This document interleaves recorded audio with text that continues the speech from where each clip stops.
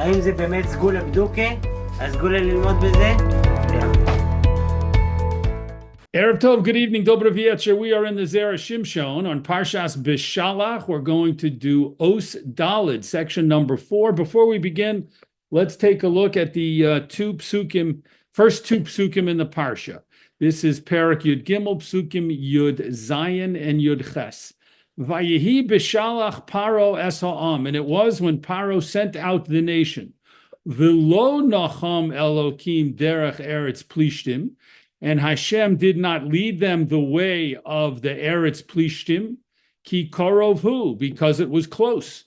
Ki omar Elokim penyi nochem ha'am bir osam milchama v'shovu mitzrayma, because Hashem said, lest the people will regret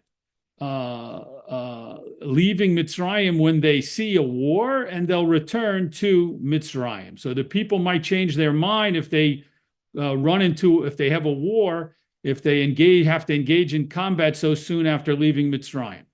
Next pasuk, Vayasev Elokim es ha'am derech hamidbar yam suf, and Hashem took the people a roundabout way. He turned the people from the straight, direct path, and he took them towards the way of the wilderness of Yam Suf. V'chamushim alu v'nei Yisrael me'eretz Mitzrayim, and Bnei Yisrael left armed from the land of Mitzrayim. So let's get right into the Zera Shimshon, section 4, Os Daled. Medrash Rabbah.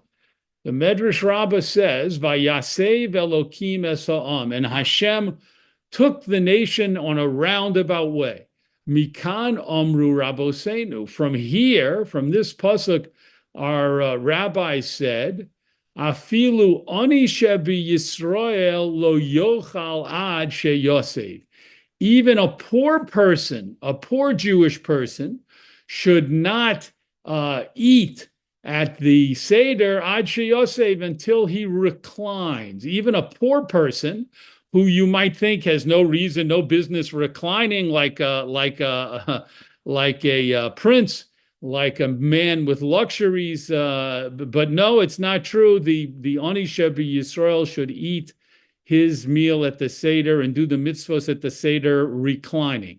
Shekain also lahem HaKodesh Baruch Hu, because this is what Hashem did for Bnei Yisrael. Shenemar, as it says, Vayasev Elokim, Hashem took them on a roundabout way. Ad kan lishono, until here is the quote from the Medrash Rabbah. So the Medrash Rabbah says that why did Chazal teach us? You can see that's in a Gemara in Pesachim. Why did Chazal teach us that even a poor person should recline? It's because Hashem took the Jewish people on a roundabout way when they left Mitzrayim. Of course, there's a play on words that we need to take note of. The pasuk says, Vayasev Elokim es ha'am, and Hashem took them on a roundabout way, or he turned them away from the direct path. And the word for recline, lehasev, is very similar to that word. So there is a connection, but is that really, it's certainly not easily understood, as Zera Shimshon points out, V'hu tamuha. This is very hard to understand. Because what's the connection between these two things? What's the connection between Hashem taking Bnei Yisrael on a roundabout way when they left Mitzrayim and a poor person reclining when he's at the Seder? We're going to see that the Zera Shimshon, in order to answer that fundamental starting question, is going to pose several other questions, bring in other issues, and then develop a fundamental idea which should appear novel and new to most people. And once he's developed that new idea, that novel idea, then he'll use it to come back and answer all the different questions. Next paragraph. Rashi kosav, and Rashi wrote, Uma im kisheholchim derech akuma, if when the Jewish people took this roundabout way. In other words, what actually happened, Bnei Yisrael left Mitzrayim. They did not go the direct route through Eretz Plishtim, and instead they went into the Midbar and they took a roundabout way. And when they did that, Amru, they ended up saying, Nitna Rosh, let's appoint a head let's appoint a leader to take us back to Mitzrayim. That was a statement that they made after the Chet HaMeraglim, after the sin of the spies. So Rashi says, if they said, let's go back to Mitzrayim 16 months approximately after they left Mitzrayim and after they had already gone a long distance from the land, Im holicham bipshuta, moving to the top of the column on the left, if Hashem had originally taken them and led them through the direct route, al achas kama v'kama, how much more so when they were close to Mitzrayim, could have easily returned, how much more so would they have said, let's return to Mitzrayim. Ad kan Lashono, until here is a quote from Rashi.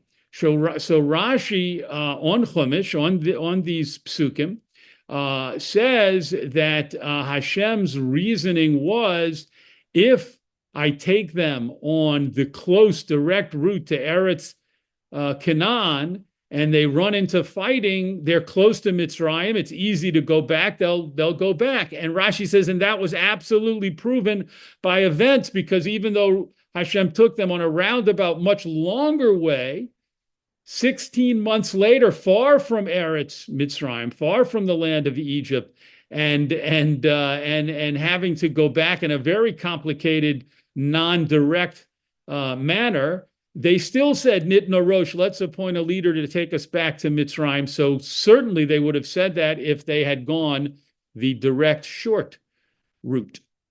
Zera Shimshon continues, Val kal v'chomer ze ika lemifrach. On this kal v'chomer that Rashi brings, there is a question that can be asked. Shaharei adarabba, because in fact you could look at it in exactly the opposite way. Im hayim molicham oz le'eretz Yisrael tekefu miyad sheyotzu mitzrayim. If Hashem had taken them the direct, short way, directly to Eretz Yisrael, Lo hayu misnachamim v'rotzim lachsor leMitzrayim. They would not have regretted leaving Mitzrayim and wanted to return there.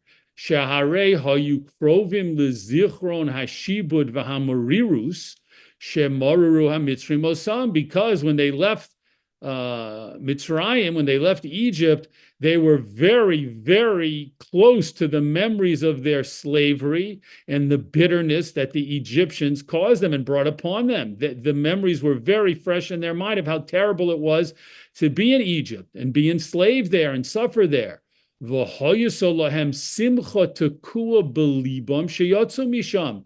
they had a great joy that was stuck in their hearts from the Exodus, from leaving Mitzrayim. So if Hashem had taken them on the direct short route, it's certainly arguable to say they never would have thought, it would never have dawned on them to return to Mitzrayim, because the memories of their suffering there were so fresh in their minds. Which was not the case after a lot of time passed, because once a lot of time passed, they forgot the bitterness of slavery in Mitzrayim. Perhaps they didn't forget it completely, but it certainly was not as fresh in their minds as when they had just left Mitzrayim. Continuing to the next page, column on the right. And because of that, because so much time had passed, as we said before, almost 16 months had passed before they said, let's appoint a new head to take us back and return us to Mitzrayim. So the Zera Shimshon says, and you might call this additional question number one, all right? So he asked his original fundamental question, which is, how do we make any sense of this statement in the Medrash Rabbah connecting Hashem taking the Jewish people in a roundabout way and a poor person reclining at the Seder That's the big question. That's his fundamental question, his starting point question. But now he's asked his first of his additional questions, his bonus questions, and that is Rashi makes on Chumash and his commentary makes a kal v'chomer that seems to be one which we could easily ask and say that's maybe one way of looking at it, but there's an equally logical way of looking at just the opposite, and namely say that it would have been better for Hashem to take them the short, direct route because they would never want to think of going back to Mitzrayim at that point. But by taking them the long way around and letting a lot of time pass, then they did start to think and say, let's go back to Mitzrayim. Question one. Bonus question one. Next paragraph. Avol tzorech ledaktek. But we need to actually analyze more things to understand, to be able to answer the original question and the bonus question. We're going to need to analyze more points, which means ask more questions. Ma hayisa kavonosam lomar nitna rosh. What did they even mean when they said after the Chet HaMeraglim, after the sin of the spies, what did they mean when they said, let us place a new leader, a new head upon ourselves and go back to Mitzrayim? Shehoyu lohem lomar bekitzer noshuv leMitzrayim. Wouldn't it have made more sense for them to simply say, let's return to Mitzrayim? Why did they say, let us appoint a new leader to take us back to Mitzrayim?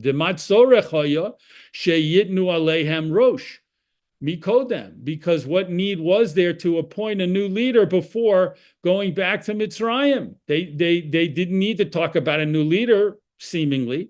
They could have just said, let's go back to Mitzrayim. So that's a question.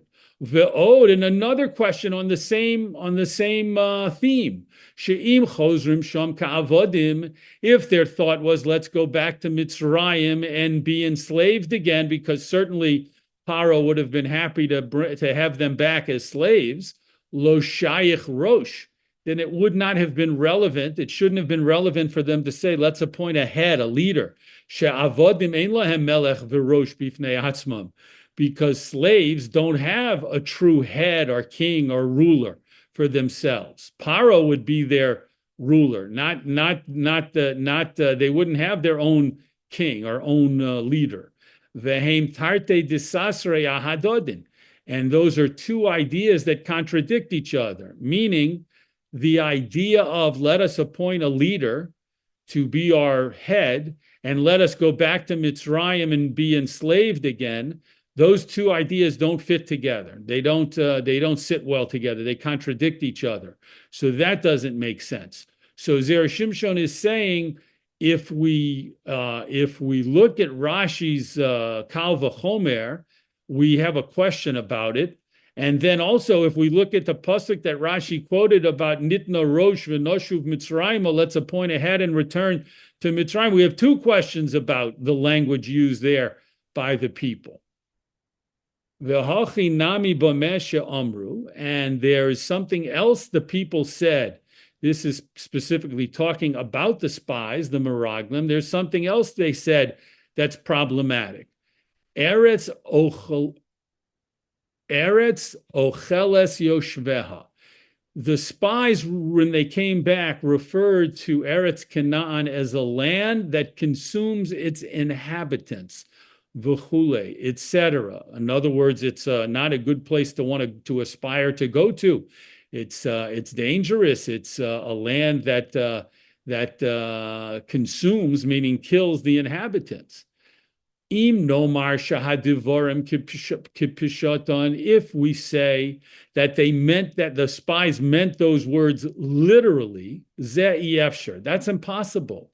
The spies could not have literally meant that Eretz Canaan was a land that is so unhealthy or dangerous that people can't live there successfully. Shaharehem ro'u, because the spies saw shekama shonim niskaimu shama Canaanim, that the Canaanim had lived there for many years.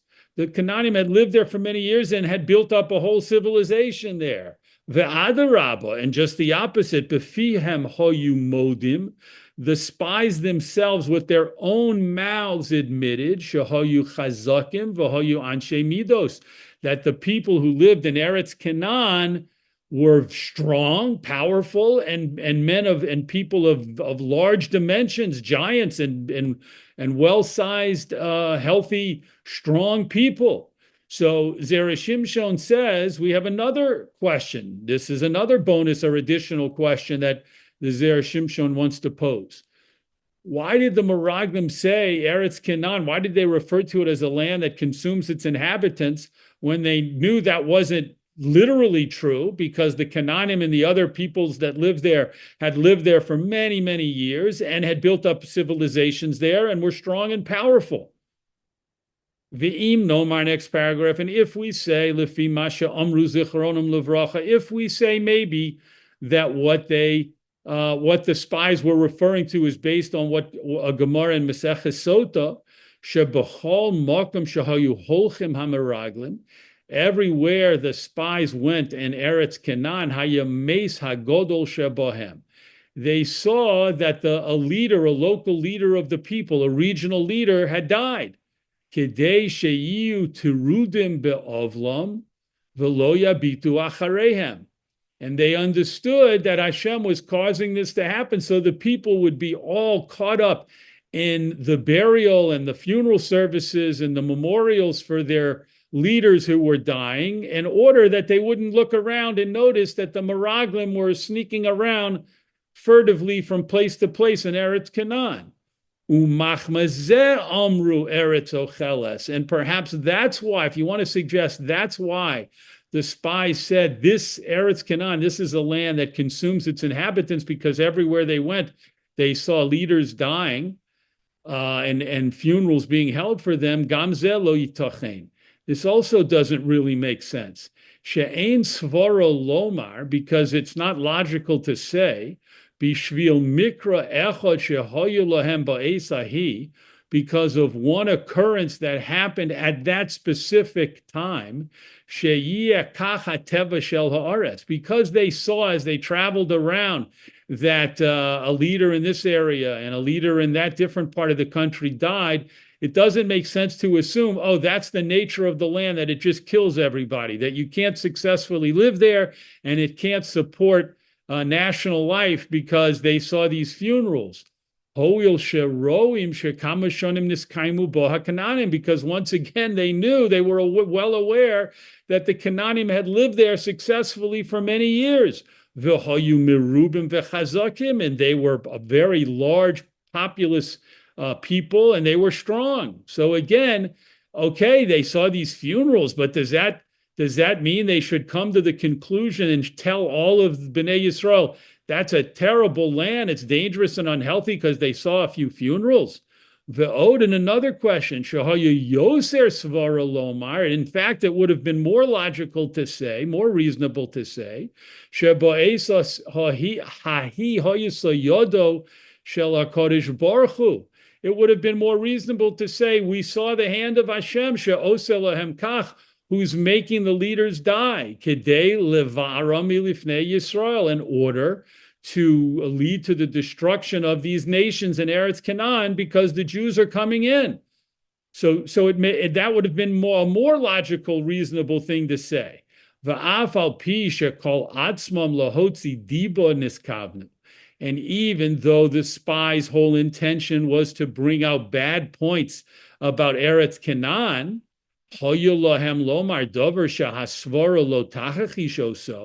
it still is fair to say that the spies wanted to say things that couldn't be easily contradicted. They wanted to say, yes, it's true. They wanted to say, for whatever reasons and for their own reasons, they wanted to say negative things about Eretz Canaan to the people. Nonetheless, it doesn't help their cause or anyone's cause when you're trying to convince people of something to make points that can be easily rejected. So for them to say, we traveled around Eretz Canaan and every different region or area we came to, they were holding a funeral of one of the leaders. And therefore that shows that it's a dangerous, malarial, terribly unhealthy place to live. And it's not sustainable. It can't support us. We can't live there. Would be a ridiculous point that people would reject. because, again, the Canaanim had lived there for ages. The Canaanim weren't the only people. There were other nations that lived there as well. They were strong, they were powerful, and there was an equally, even more reasonable thing to say that these funerals were caused by Hashem in order to help the Meraglim on their mission and to help Bnei Yisrael be able to come in and enter and conquer the land. So it doesn't make sense. So the whole statement that the spies made about Nitna Rosh, let's appoint a leader and go back to Eretz Mitzrayim, doesn't really make sense. Rashi's Kal V'chomer is easily questioned. And the people's statement, the spy's statement about Eretz Ocheles Yoshveha, the land consumes its inhabitants, also is very questionable and problematic. So these additional questions have been posed by Zera Shimshon in order to bring him to the point now where he can develop and present to us with his new idea, and then show us how that helps answer the original question, the additional questions, the bonus questions. It's going to help tie everything up in a nice package. Next paragraph. V'hakol yuvon, and everything can, all of these questions can be understood behakdim mashe amru zichronim levracha, by introducing an idea that our rabbis taught us, she'ilu, that if, now we're moving to the top of the column on the left, she'ilu hayamoshe machnisom la'aretz, if Moshe Rabbeinu had in fact led the people into Eretz Canaan, hayanotam sham, he would have firmly planted them there, meaning permanently planted them there. V'lo hayanechrav habayis, and when they built in the future, when they built the Beis Hamikdash, and under Moshe's leadership, it would never have been destroyed. Ela im yechteu Yisrael, if the Jewish people in the future sinned, HaKadosh Baruch Hu mimisam, Hashem would have had to kill them, wipe them out. V'lo hayu chozrim begolus od, and they wouldn't have been, Hashem, so to speak, wouldn't have been able to just simply exile them from the land in the future. Masha ein kein ato, which was not the case now in reality. Shem Moshe lo hichnisam, Moshe did not, in fact, lead them into Eretz Canaan. We know, of course, that Moshe dies at the end of the Torah's, at the end of Sefer Devarim, and he doesn't lead them in, and his student Yehoshua leads them in. Mishum hachi, therefore, because Moshe did not lead the Jewish people into Eretz Canaan, shofach hamoso al ha'etzim v'al ha'avonim, Hashem was able, when the Jewish people's sins became so egregious, so numerous, so terrible, Hashem was able to spill his anger onto the wood and stones of the Beis Hamikdash and the people's houses and structures that they had built, v'holichon begolus, and take them out of Eretz Canaan into exile. Uvazeh nitzolu Yisrael. And through this, the Jewish people were saved. Now, we'll pause here because the Zera Shimshon certainly intends us to realize that this is a major, major yesod, a fundamental concept, a fundamental idea in understanding everything that happens in the story of Bnei Yisrael in Mitzrayim, leaving Mitzrayim, excuse me, and coming to Eretz Yisrael, and why things happen the way they happen. So let's take a moment, make sure we understand it. Zera Shimshon is saying that the narrative in the Torah seemed to be moving in a direction when Moshe Rabbeinu would lead the people to Eretz Yisrael and lead them into Eretz Yisrael. And that certainly seems to be what the plan was and what was going to happen. However, Hashem decided for according to the simple reading of the text, because of things that Moshe did, he decided and told Moshe, "You're not going to lead them in. You're going to see the land, but not go into the land." And so Moshe dies, and that changed everything. And incredibly radical changes were caused because of Moshe's death before leading the people into the land of Eretz Canaan. Why? Because had Moshe led them in, then an entire future Jewish history would have been radically, completely different. There would have been no destruction of the Beis HaMikdash that Moshe would have led the people in building.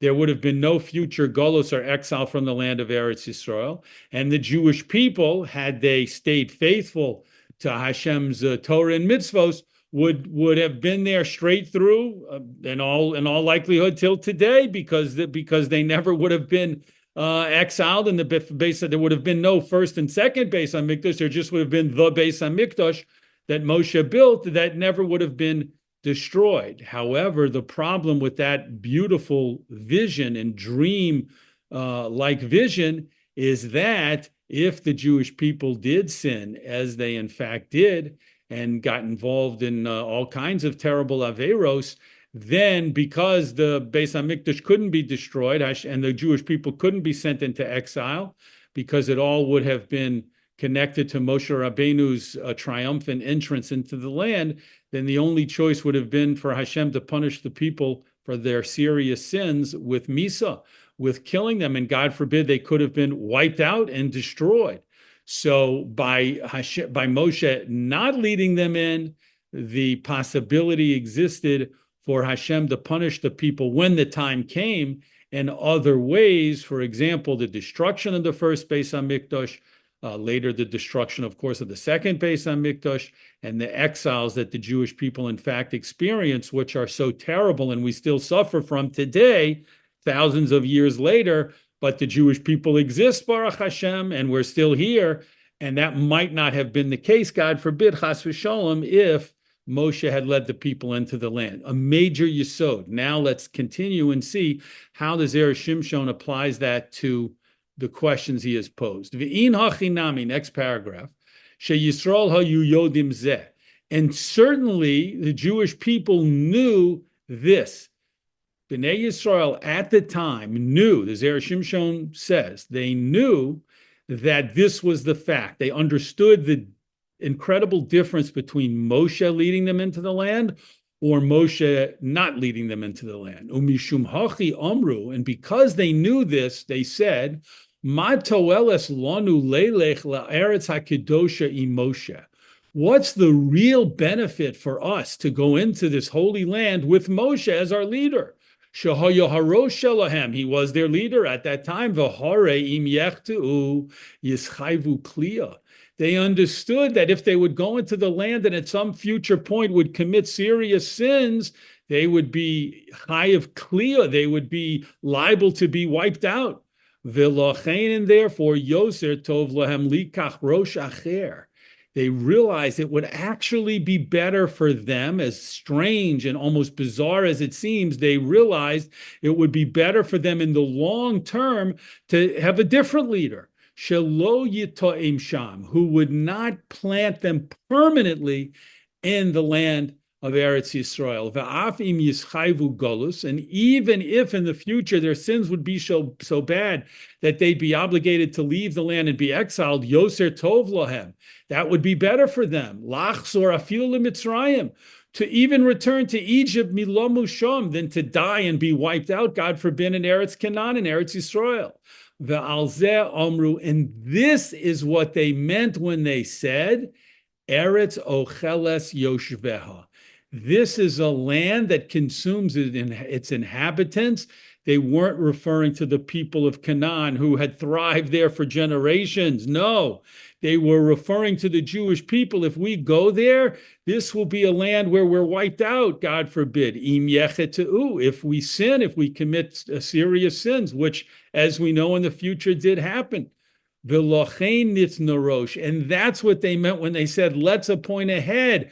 Let's appoint a different person to lead us, not Moshe Rabbeinu. Moshe Rabbeinu is such a tzaddik, so unique, so close to Hashem, that if he leads us in, then the only option will be perfection, spiritual perfection, according to what they thought, or annihilation. And therefore, we need a different leader to take us back and lead us away from Eretz Yisrael, so that even if we're even if we sin, we won't be destroyed. Klomar eino nurotzim od b'Moshe, and their whole point was to say we no longer want Moshe to be our leader. So now with this new explanation, this new yesod, this new fundamental idea, we understand what they meant when they said nitna rosh, let's appoint a leader. That was a few of the questions dealt with that. And also we understand what they meant when they referred to Eretz Canaan as a land that consumes its inhabitants. They were talking about themselves, picturing what would happen in the future if Moshe led them into Eretz Canaan. Next paragraph. V'hakal v'chomer shel Rashi zichrono levracha kach perusho. And now with this new concept, we can also understand the kal v'chomer that Rashi presented earlier. Shehakodesh Baruch Hu Omar LeMoshe.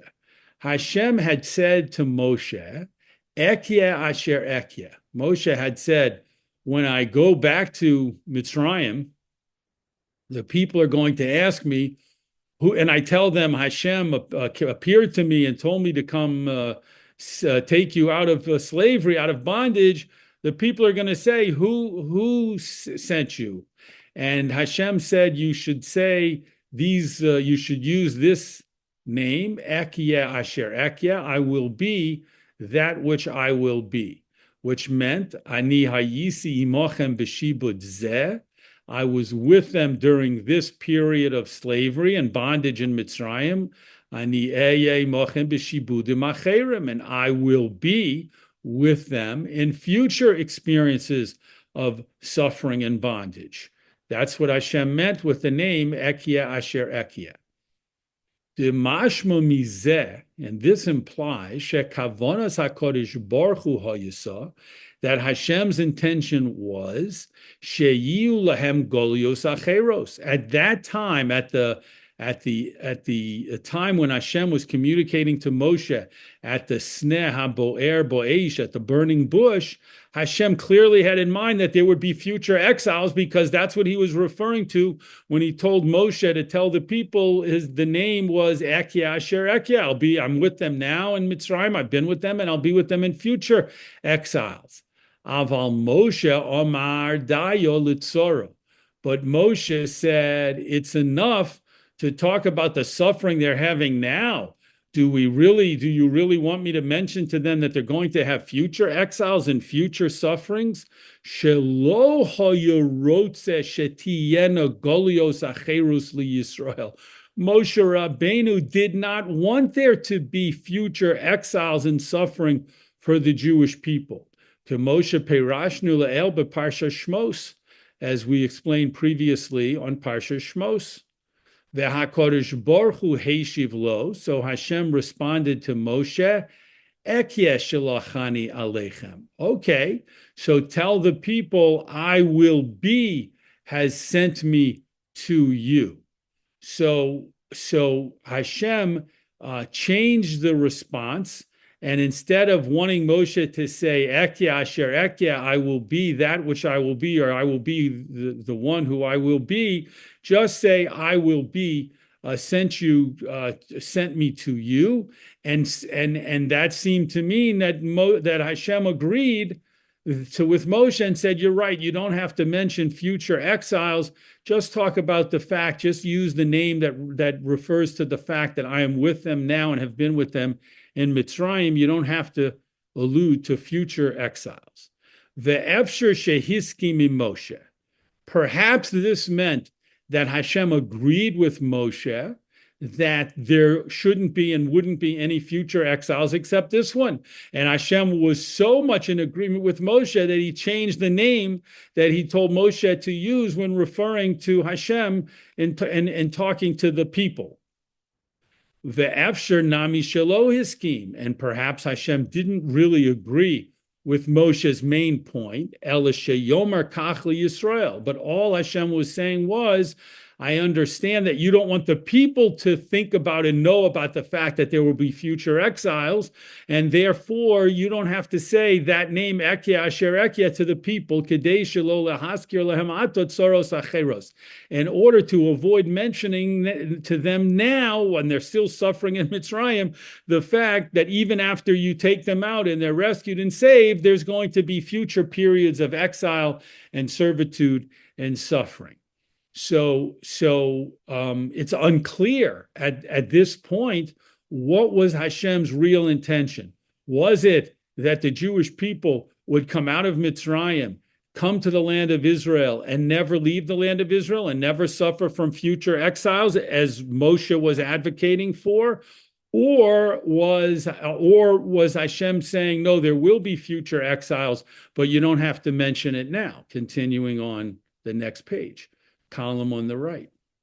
And if we say Hashem really intended to agree with Moshe and express the fact that he was saying, yes, you're right, Moshe, no more exiles for the Jewish people. They'll enter Eretz Yisrael and stay there permanently. If that was the case, then Hashem could have taken them in the direct short route.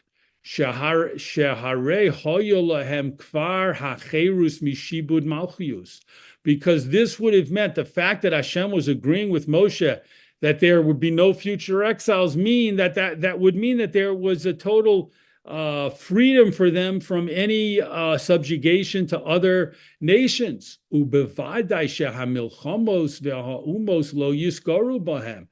that would also mean that there would be no more wars and attacks by other nations.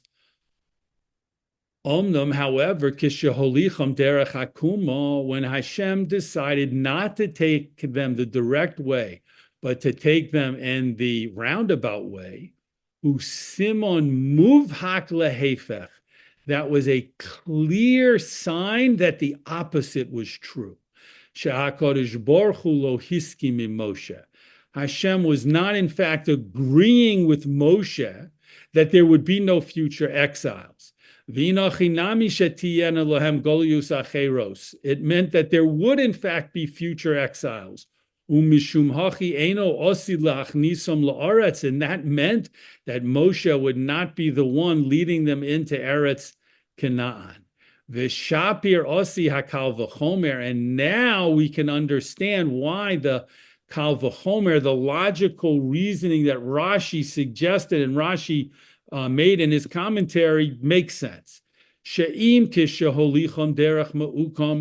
If when Hashem took them the roundabout way, Shehu Simon Shemoshe lo yachnisam, which was a sign to the people that Moshe would not be the leader to take them into the land of Israel.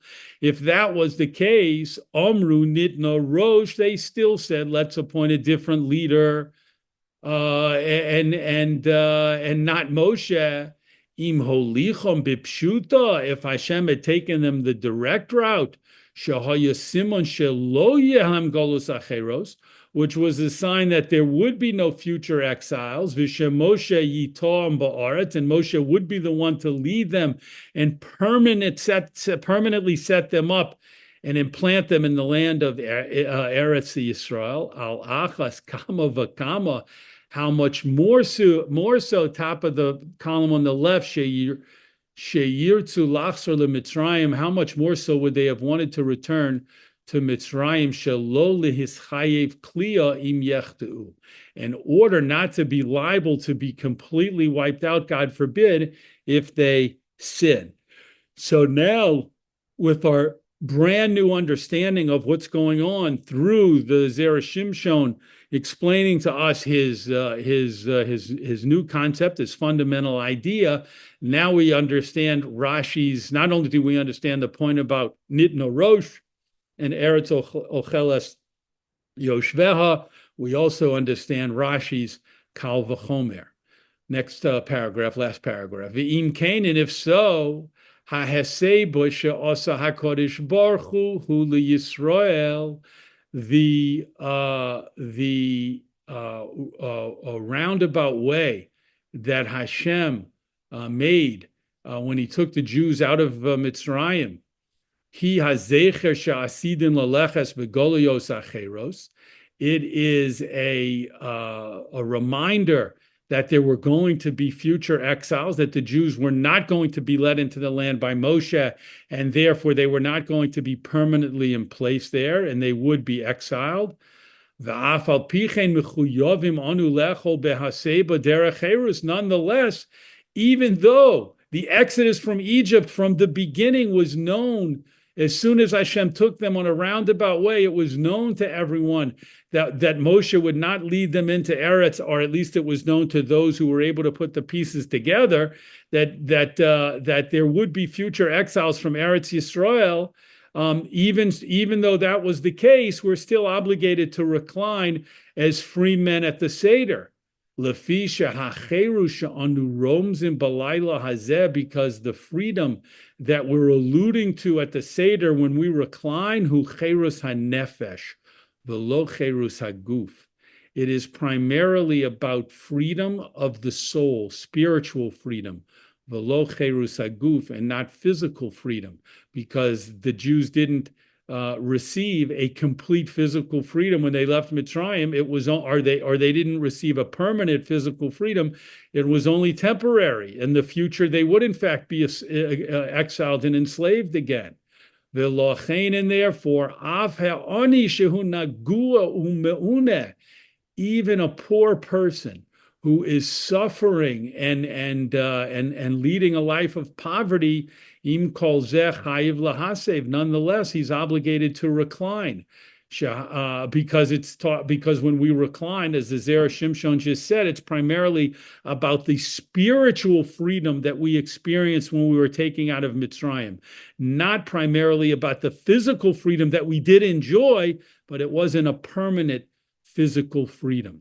Shaharei b'perakama de Chagigo, because the Gemara in the first chapter of Maseches Chagigo makes a very striking and unusual remark. Amrina and Chazal say there, HaKadosh Baruch Hu chizer al kol midos tovos. Hashem searched all around through all of the good qualities, v'lo motza mida tova liYisrael, and did not find a better thing for the Jewish people to experience, ella aniyus, but poverty.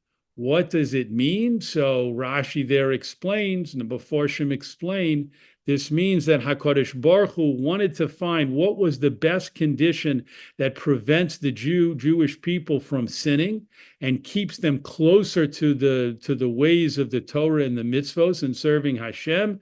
And the answer is anius, poverty.